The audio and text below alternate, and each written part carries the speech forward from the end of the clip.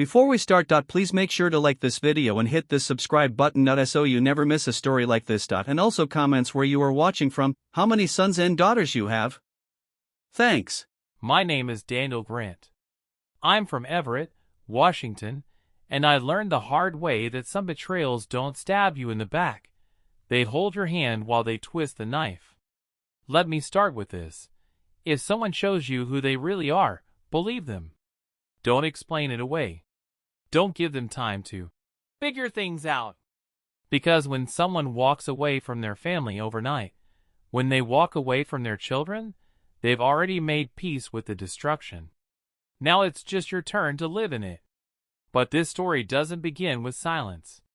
It begins with shouting. Where the hell have you been? I slammed the front door so hard the hinges screamed. The kids are crying, dinner's cold, and you. I stopped short. She was standing in the kitchen like she'd just walked in from a spa, sipping her tea like she hadn't been missing for hours. Don't start with me, Daniel, she said, not even looking up. I needed space. Space? Space? I was shaking. You turned your phone off. You ignored me, your husband. You ignored the kids. She finally looked at me, but it wasn't guilt I saw. It was boredom. You're being dramatic. I'm allowed to breathe. I stepped closer. Don't twist this. Where were you? She set the mug down with a loud clink. I said drop it. And that's when I saw it, the overnight bag still by the door. She hadn't even tried to hide it. You left, I said. The air went still. You really left, and just came back like nothing happened? Her eyes didn't flinch. You don't get to guilt trip me, Daniel. You're not perfect either. I snapped. No. But I didn't abandon our children. She crossed her arms, lips curling. Maybe they're better off without me. Then say it, I shouted. Say you're done. Say it to their faces. She turned away. And in that moment, I knew something had already broken. Let me tell you something about betrayal. It never starts with the final act. It grows in the shadows. In missing texts. In cold shoulders. In quiet lies that grow bold over time. I didn't know it then, but that night wasn't the real explosion. It was just the first crack in the dam. Because the next morning, she was gone. But not like before. No bag. No goodbye. No trace. Just a note taped to the fridge. I need space. The kids are better off with you. That's all it said. No. I love you. No. I'm sorry. Just space. Now, here's what they don't tell you about being a single dad overnight. There's no instruction manual for how to explain to a 5-year-old why mommy didn't kiss them goodbye. There's no guidebook for burning dinner while trying to dry your daughter's tears with one hand and pack lunches with the other. You don't sleep. You don't eat. You just go. Because if you stop, you'll break. And I didn't have time to break. Not when I had 3 little hearts depending on me to keep going. At first, I thought maybe she was having a breakdown. I covered for her.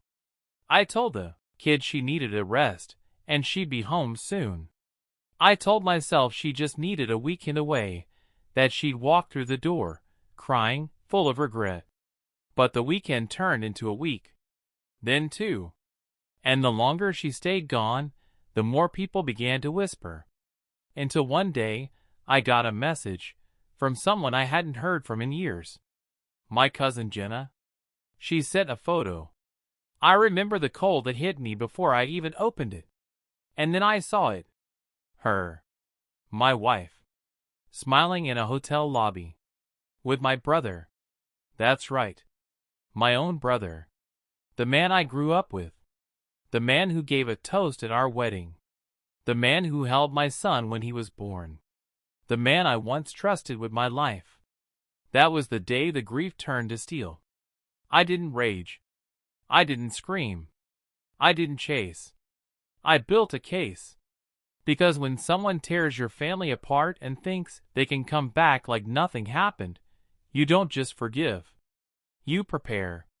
And when she came crawling back months later, the same door she walked out of slammed in her face. But I wasn't done. Because I had a plan. And it was time to burn her fake paradise to the ground, one fact at a time. Moral of the story? Don't underestimate the quiet ones. We don't yell. We don't beg. We watch. We listen. And when the time is right, we strike. To anyone who's ever been betrayed by the people closest to them, this one's for you. You're not weak for hurting. You're strong for standing back up. Because the best revenge isn't rage. It's the truth. With receipts. Call to action. If you've ever felt broken, but kept going for your family, hit that like button. If you believe in truth, justice, and rising from the ashes, share this story. And if you're ready to see how I took back my life and exposed 2 traitors in front of the world, keep watching. This is just the beginning. Because the silence may have started this war. But my truth is going to finish it. The house was too quiet. No cartoons playing. No footsteps running. No humming in the kitchen. Just the sound of the refrigerator clicking off.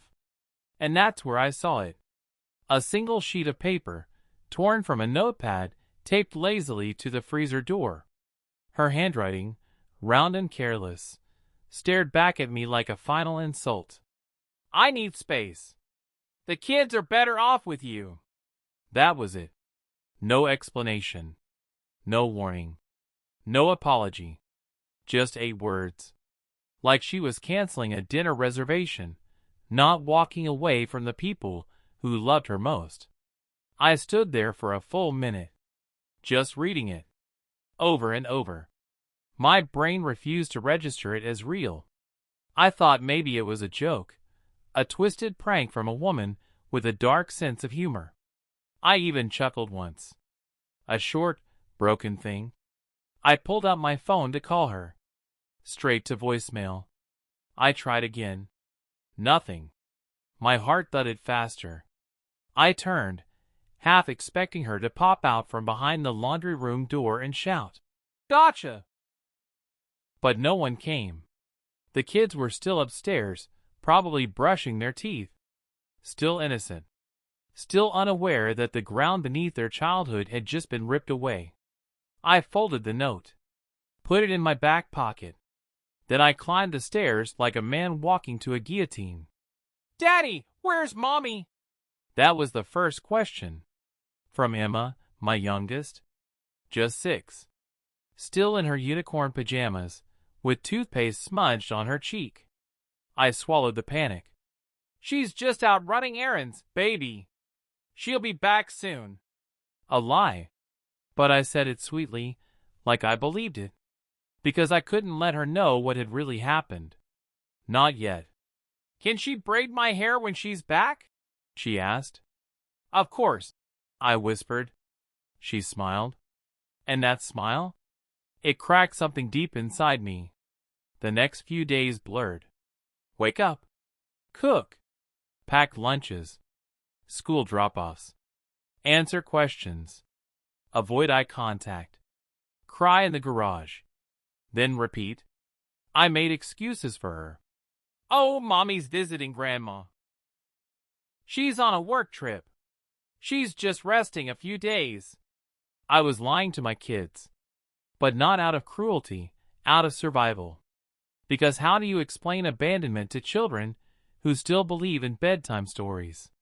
People started to notice. Her coworkers reached out. "Hey, haven't seen Alyssa lately. Everything okay?" I said yes.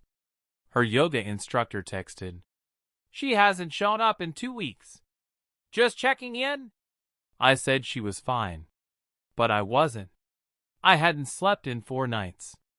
Every sound at night made me bolt upright, hoping she was home. Every phone buzz was a cruel reminder. Still nothing. And then, one morning, I found her wedding ring, tucked inside the drawer of her nightstand. Not hidden. Just left. Like a final period at the end of a sentence she didn't bother to say out loud. That's when I knew. This wasn't a break.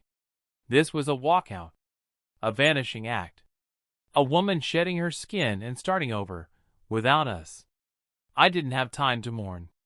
I had bills to pay. I had backpacks to pack. I had a little boy who cried at night because he missed the sound of her reading.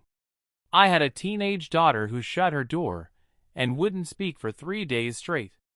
I held it together for them. Barely.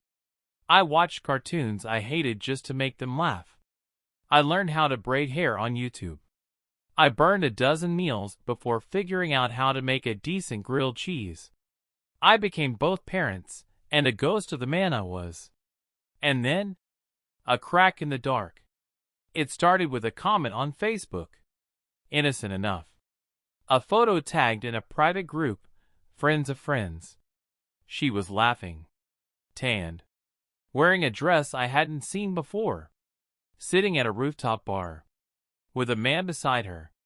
But not just any man. My brother. James. At first, my brain rejected it. I zoomed in. Maybe it was a look-alike. Maybe it was old. But the caption read, Sunset drinks with the best company, Red Heart, #new beginnings, #peaceful vibes. New beginnings? My hand started to shake. I clicked his profile. Everything was locked. Private. Except his location tag. Vancouver. 2 hours away. She was 2 hours away, living her best life, drinking cocktails, while I was home holding 3 broken hearts together with duct tape and bedtime prayers. That night, I sat alone on the porch with a beer that I didn't finish. And I made a decision. No more pretending. No more hoping. No more lies. I was going to protect my kids. I was going to document everything. Every absence. Every photo. Every timestamp. I screenshotted it all. I printed the bank statements. I recorded the calls. I wrote down every missed event. I started building a file so thick it made my hands ache. Because if she thought she could disappear, play house with my brother, and come back when the fantasy collapsed, she had no idea what she'd just lit on fire. But here's the worst part. Even then, even after all of it, part of me still asked, why? Why him? Why leave without a word? Why walk away from the children you birthed? Was I that forgettable? Was we so easy to erase? I thought about asking her, but I already knew the answer. Cowards don't explain. They escape. I wasn't going to chase her. She left me no closure, so I gave myself one. The moment she walked out, she gave up the right to come back. And yet, she would. Not out of love, but desperation. Because fairy tales don't last when they're built on betrayal. And by the time she came crawling back, I wasn't the same man she'd left. I was a father with fire in his chest and evidence in his hands. The hardest part of being abandoned isn't the moment they leave. It's every moment after, when silence becomes louder than screams. Mornings turned into war zones. Not because the kids fought, but because I had to smile. I had to act like breakfast made with shaking hands was normal. Like seeing an empty seat at the table every day was fine. Like mommy's voice wouldn't be heard again, and we were all just supposed to accept it. Let me ask you something. Have you ever tried explaining heartbreak to children without breaking them too?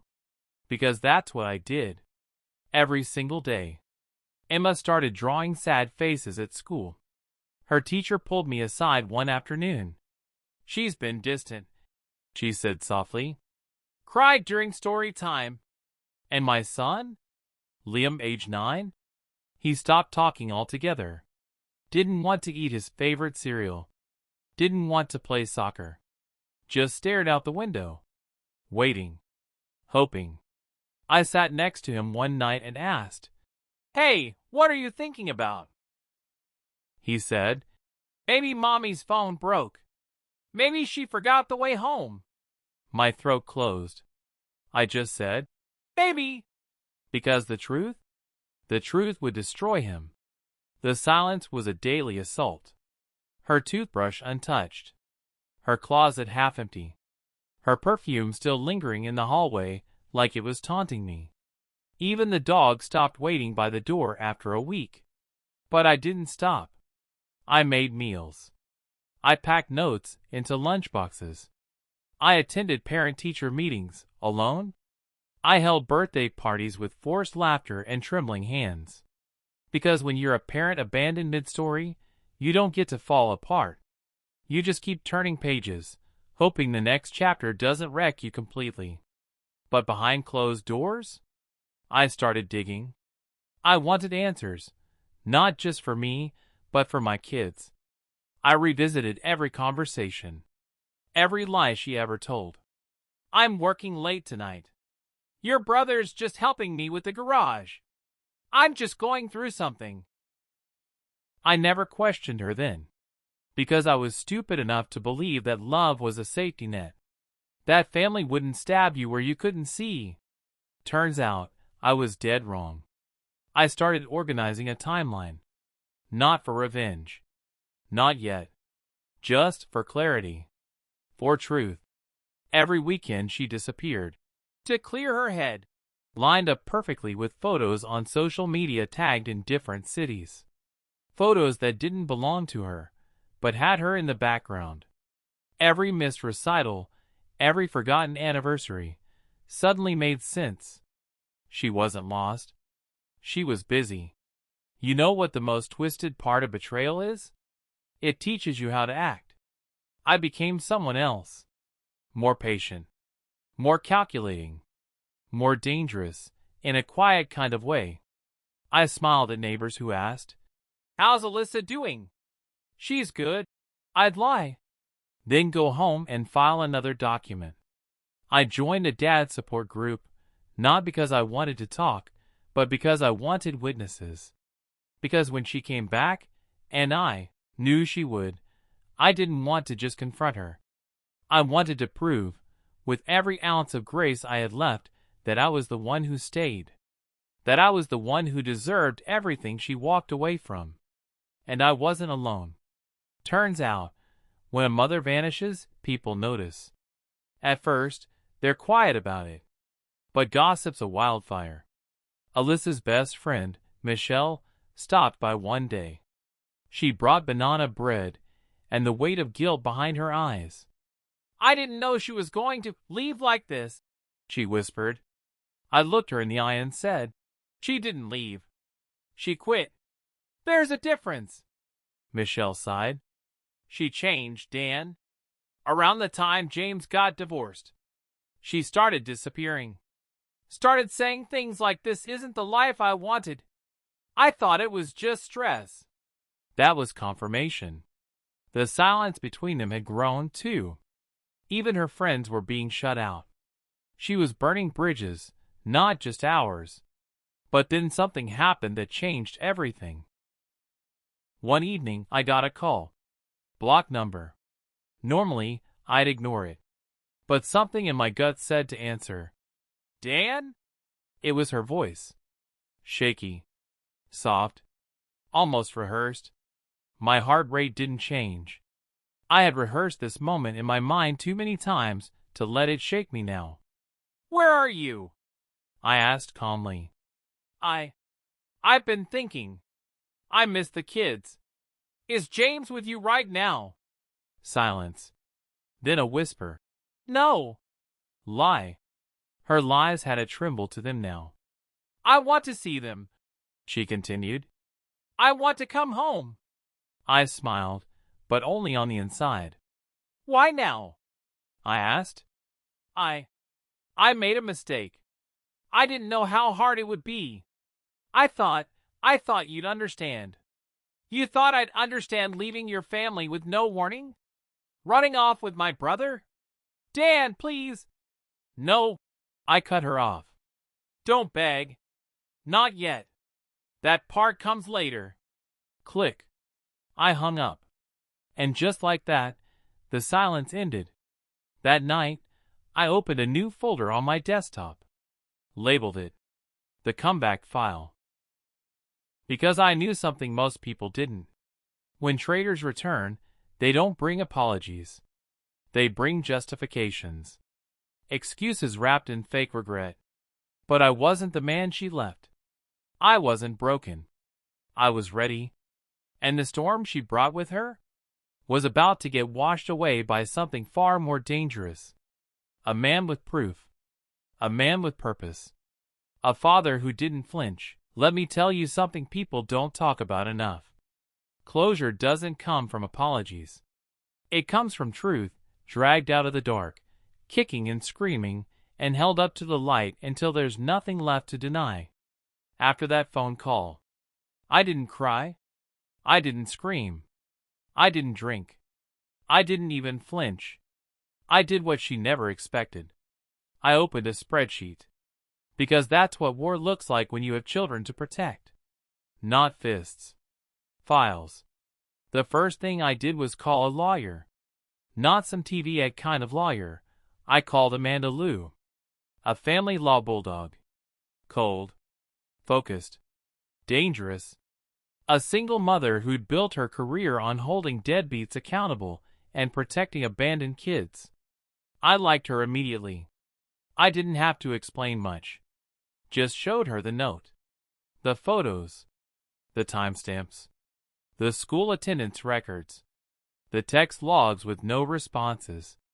She didn't blink once. After 10 minutes, she leaned back in her chair, crossed her arms, and said, "We're getting you full custody." The next part was the hardest. Telling the kids the truth. I didn't say everything. Not about James. Not yet. But I told them she wasn't coming back. For a while. I told them it wasn't their fault. That no matter what, they were safe. And when Emma asked me if Mommy didn't love her anymore, I dropped to my knees, held her face in my hands, and said, "She loves you in the only way she knows how. But I love you in the way that shows up. The way that stays. The way that cooks and sings and burns pancakes." She smiled. And that smile? That became my fuel. Amanda worked fast. We gathered statements from teachers, attendance records, psychological assessments from a school counselor, witness accounts from neighbors who hadn't seen Alyssa in months. Even the mailman gave a statement. I started building my reputation as a father, too. I volunteered at school. I organized a charity event. I showed up every day. Visible. Reliable. Present. Because custody battles aren't just legal. They're optical.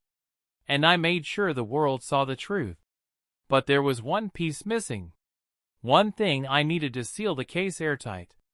James. I needed to know exactly what my brother knew, and when he knew it.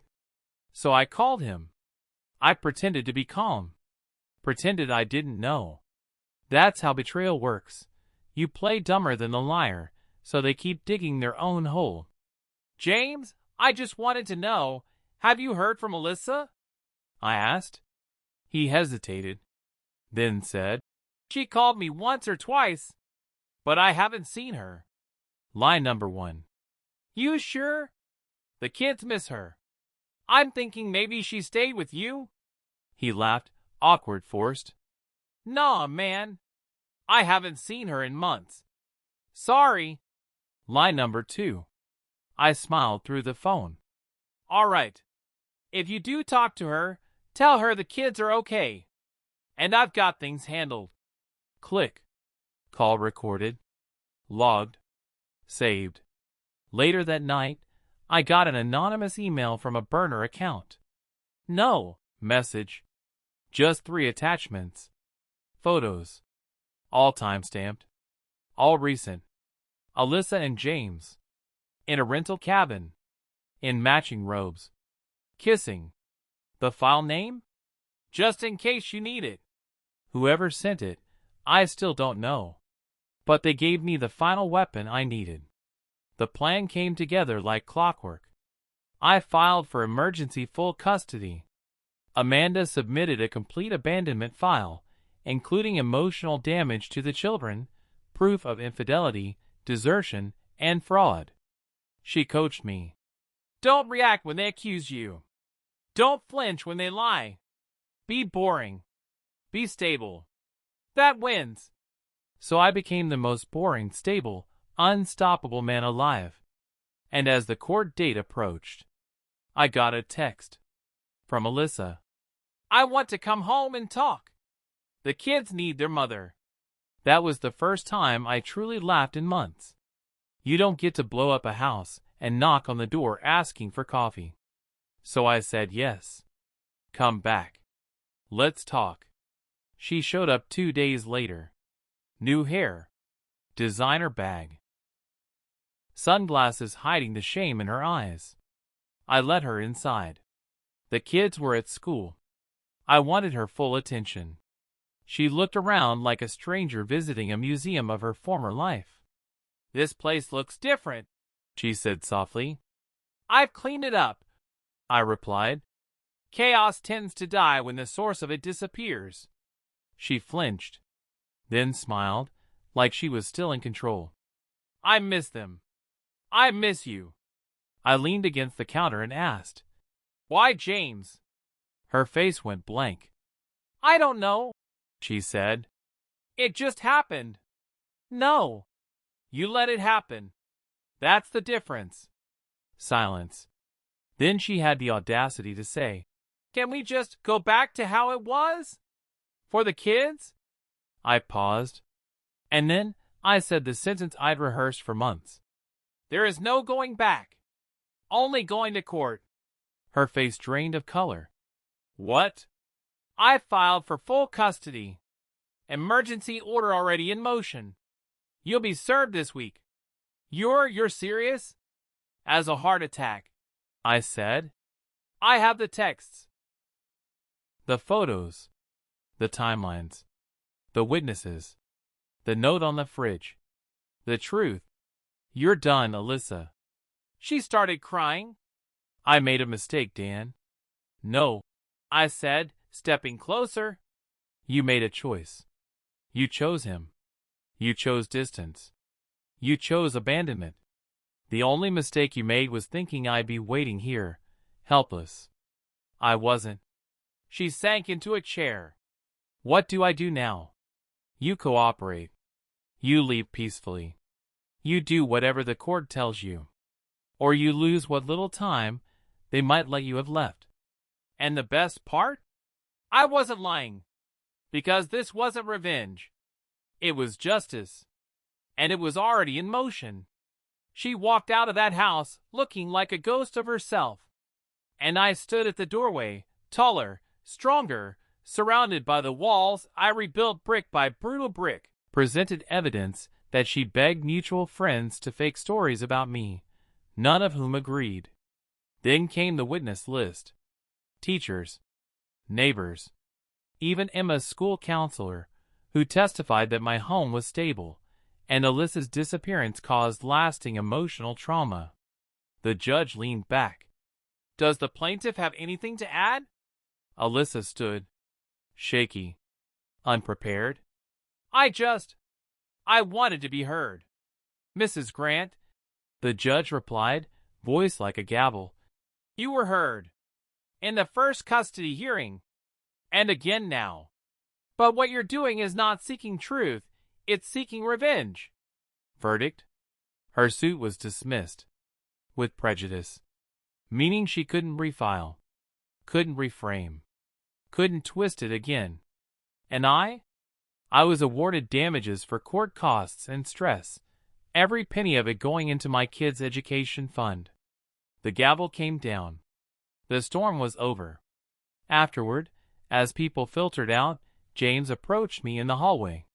His eyes were bloodshot. His hands in his pockets. No words. Just a nod. I didn't nod back. He cleared his throat and said, She's not who I thought she was. I looked him in the eye. You were my brother. You knew what she was, and you did it anyway. He started to speak.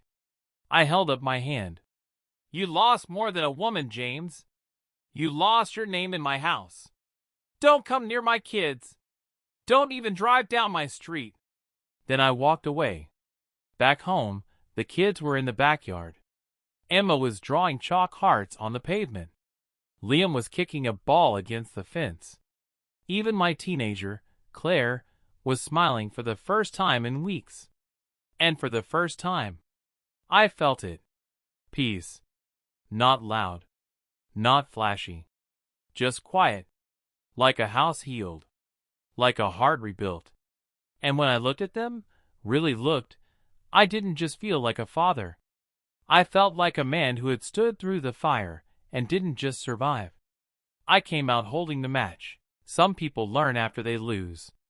Some people change when they're exposed. But Alyssa and James? They doubled down. On denial. On delusion. On each other. And the world responded with silence.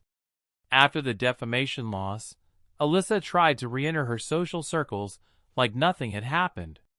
She showed up to the same yoga class she once bragged about missing to. Spend time with James. Only now, no one saved her a mat. At the farmer's market, she walked past booths she used to gossip at for hours. The vendors smiled at me, handed me free samples for the kids. Her? They looked through her like she was smoke. Even at her old salon, I heard later, they politely rescheduled her appointment, then blocked her number. You can play the victim for a while. But when everyone sees the receipts, you're not a victim anymore. You're just exposed. James didn't fare better. He was let go from the fire station due to internal conflicts. I didn't even have to say a word. Turns out, trust matters when your job involves running into burning buildings. He tried working construction next. Didn't last 3 weeks.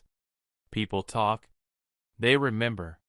They whisper over lunch breaks and behind coffee cups. That's the guy who stole his brother's wife. Did you hear he thought he'd be a stepdad? Now he can't even pay rent.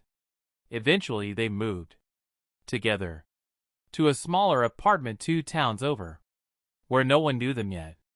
Where they could pretend the past didn't exist. But I didn't need revenge. Because their lives became their punishment. A few months later, I got a letter in the mail. It was from Alyssa. Written by hand. 2 pages. Apologizing. Begging. Blaming. All at once. She said she wasn't in her right mind. That she missed the kids. That she didn't know what love was until it was too late. That she didn't want to die hated. I read it once. Folded it back. Put it in a drawer. Didn't respond.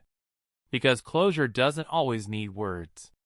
Sometimes, it's just knowing that the person who thought they'd broken you can't even reach you anymore. My kids? They're thriving. Claire made honor roll and gave a speech at school about resilience. Liam started learning guitar, plays every night, badly, and I wouldn't trade it for anything. Emma sleeps through the night now. Sometimes still asks, "Is Mommy gone for good?" And I always answer, "She made her choice. But we made ours." We chose peace, stability, truth. One night, a friend from church asked me, if she came back tomorrow and apologized with real tears, would you take her back? I smiled. Not bitter. Just clear. No, because I'm not the man she left behind. And she's not the woman I ever truly knew. They built a fake paradise. They burned it themselves. And now what's left? Just 2 people wandering a world that already moved on. While I built something real. Not for show. Not out of spite. But for the people who stood by me when I was on the floor. For the kids who never stopped believing in their dad. For the man in the mirror who fought without fists. Just facts. And one. We're not flashy. Our life isn't perfect. We still have cereal dinners and messy weekends. But there's laughter again. There's music. Pancakes on Saturdays. Soccer practice. Movie nights on the couch. There's healing. And healing, I've learned, doesn't come in grand speeches or big moments. It comes in the small ones. The bedtime stories. The school pickups.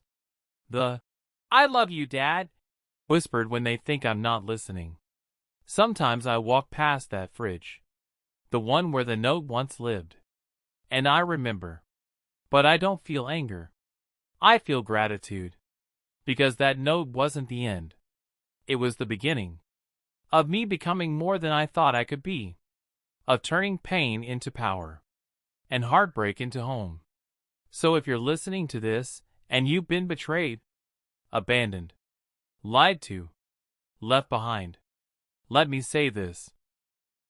You don't need to scream to be strong. You don't need to fight dirty to win. You don't even need them to regret it. You just need to rebuild. Brick by brick. Day by day. Truth by truth. Because when they leave, they think they're destroying you. But what they've really done is set you free.